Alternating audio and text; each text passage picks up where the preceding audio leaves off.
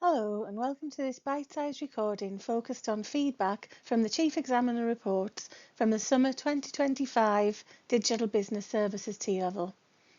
This video will identify key themes arising from the Data Technician Occupational Specialism Assessments. So this session will focus on the Occupational Specialism Data Technician. We'll look at the strengths on a task-by-task basis, and then we'll also look at the areas for development and then some teaching strategies for development which could help support your students in their future studies. We'll start by having a look at some of the overall trends across the OS assessments. So students did engage well generally with the assessment and the tasks. Technical skills showed improvement, things like data cleansing, validation and visualization, and dashboards were stronger than in previous series. Students' evidence was generally well organised and easier to navigate, and distinction level work in particular showed excellent professionalism, structure and justification.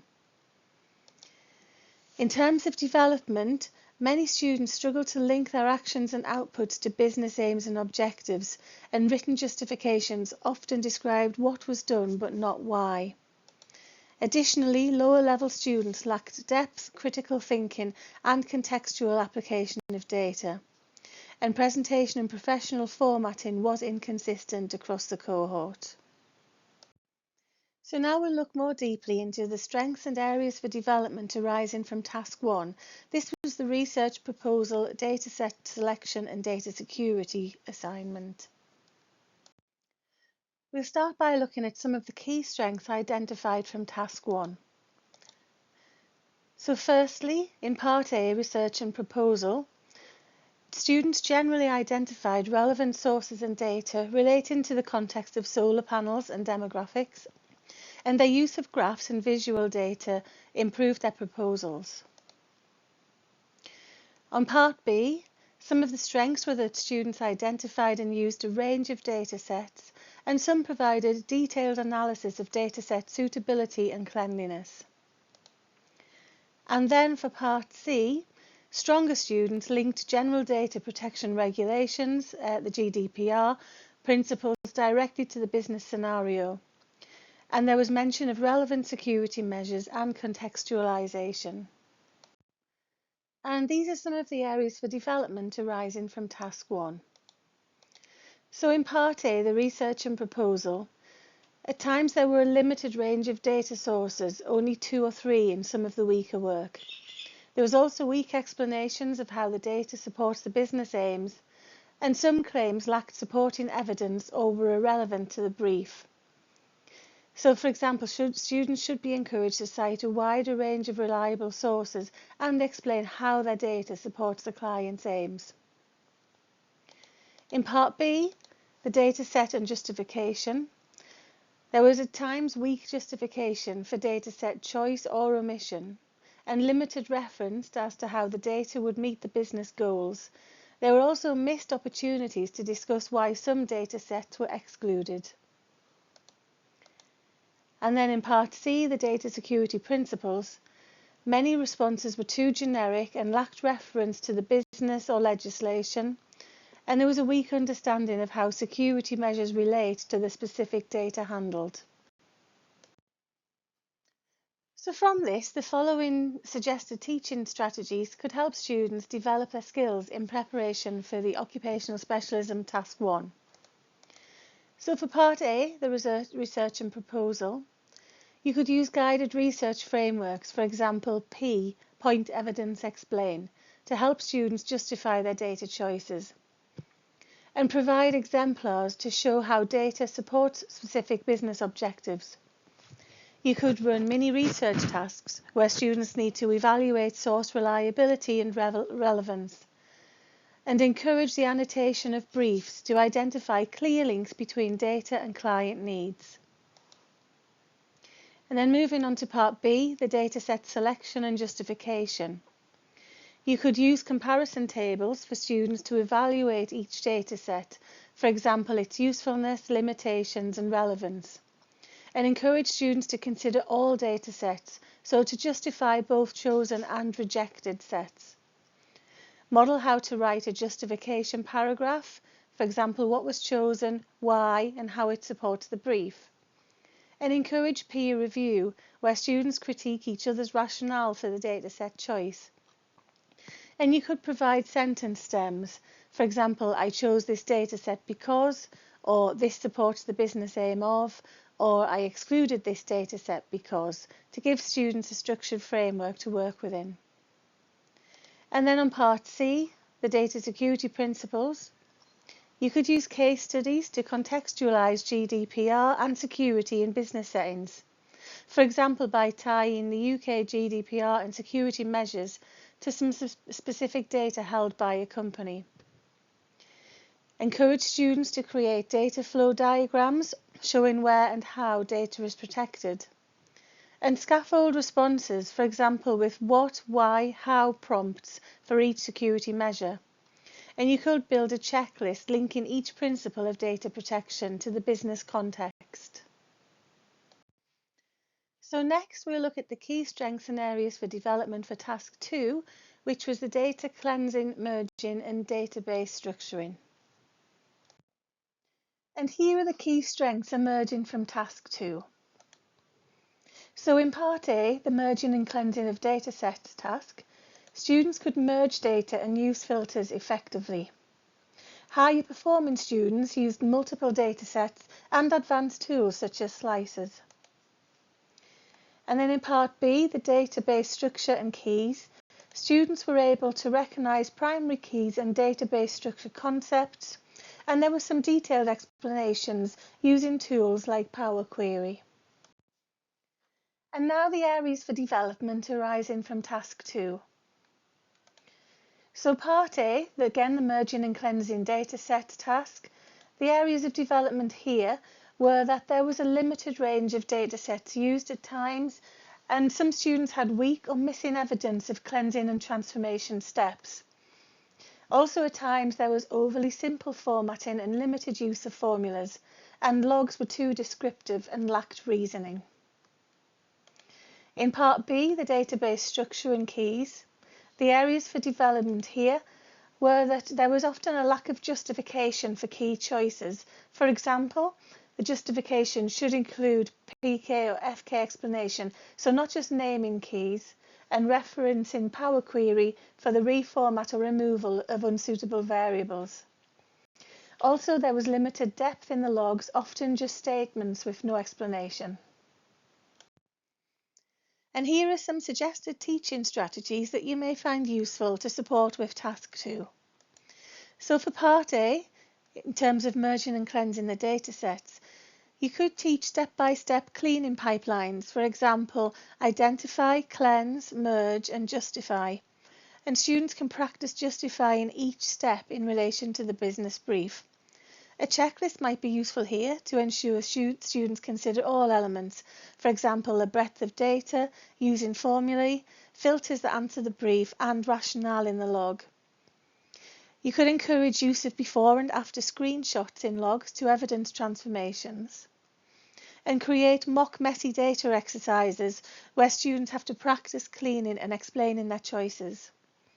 And finally, model exemplar logs that show why changes were made and not just how.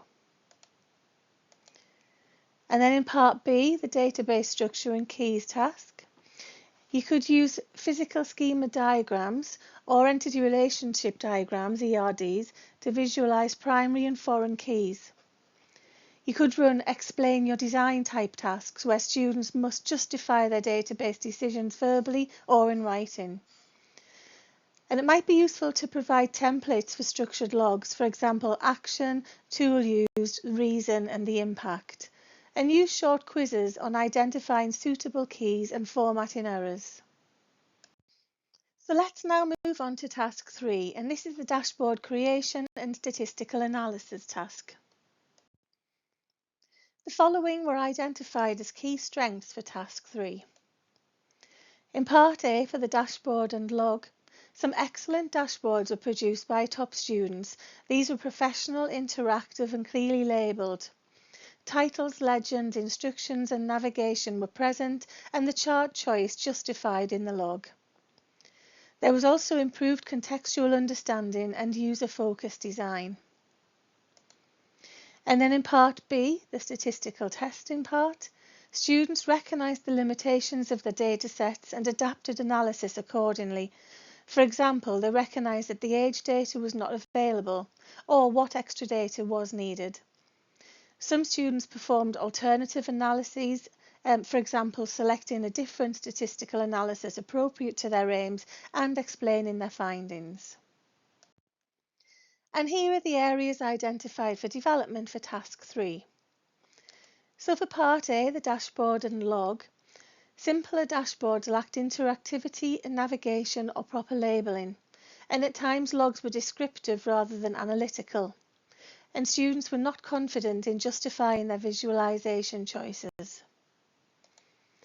And in Part B, the statistical testing, explanations of findings were often descriptive, not interpretive, and limited discussion of what data shows or implies.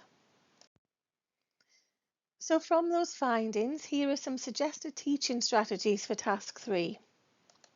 So for Part A, the dashboard and log, you could teach data visualization principles, for example, things like clarity, relevance, simplicity and consistency, and show exemplar dashboards and analyse what actually does make them effective. You could encourage students to include a design justification section in their practice logs, and provide checklists for dashboard elements, including things like a clear title, legend, labels, navigation and user instructions. And finally, it's useful to incorporate peer assessment. This could be in terms of dashboard usability with client style feedback. And for Part B, the statistical testing. Make sure to teach the difference between description and interpretation. Use examples to support with this. And you could use scaffolded prompts, for example, this shows that, or this suggests that, or this could mean for the business. And practice simple correlation tasks with full explanations of results. And then finally, encourage reflection. So what would additional data allow you to find out, for example? And finally, we'll look at Task 4, which was the presentation of findings. So this slide covers both the strengths and areas for development arising from Task 4. So the key strengths here were that there were professional, client-focused presentations with clear narratives and visualizations, and a really good use of charts and clear conclusions in higher performing work.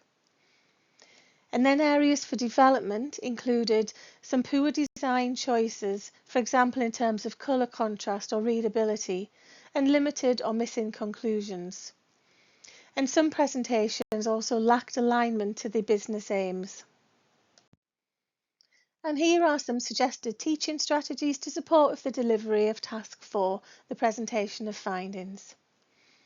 So you could teach presentation design principles, including things like contrast, readability, layout and consistency.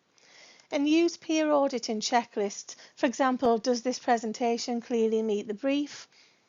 Encourage inclusion of an executive summary or a conclusion slide. And also practice presenting findings aloud to explain trends and justify insights. And then you could also build a visual communication mini task, for example, reworking a poor slide into a professional one. Additionally, it could be useful to incorporate a presentation checklist for students, including features such as, is it a readable theme?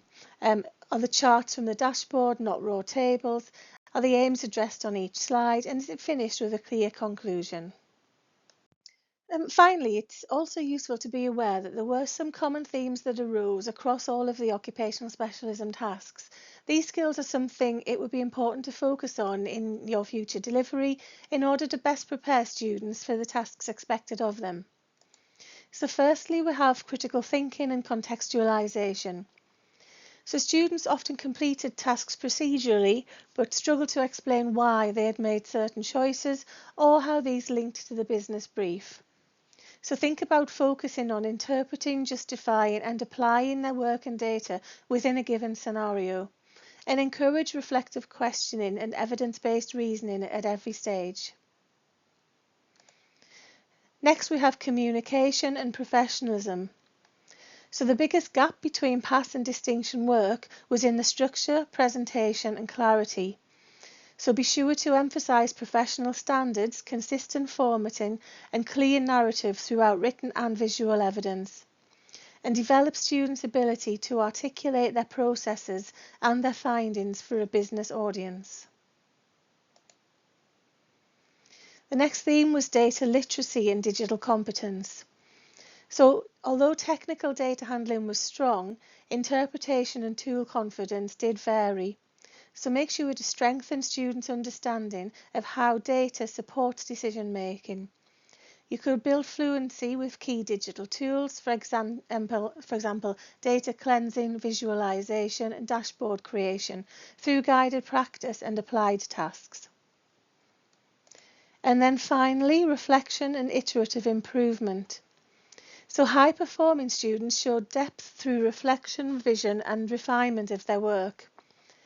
You could integrate feedback loops to support with this, introduce peer reviews and self-evaluation activities, and also use things like structured log templates and academic writing scaffolds to help develop reflective practice. So on final thought, the next few slides will highlight our support offer and additional resources which you may find useful going forward.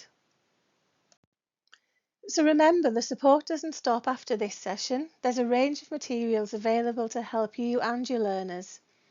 On the NCFE qualification page, you'll find the Chief Examiner report, student exemplar work and downloadable schemes of work with free teaching materials. There are also recorded CPD sessions on our YouTube playlist, which you can revisit anytime, and upcoming live events listed on the NCFE T-Level Training Events page. Before we finish, we'd really appreciate your feedback on this session. So you can scan the QR code here on the screen or follow the link to complete a very short survey, because this input does help us to refine our training and make sure that future sessions are as relevant and useful as possible. Thank you for your time and engagement today. I hope you leave with some clear practical strategies to support your learners in achieving their best.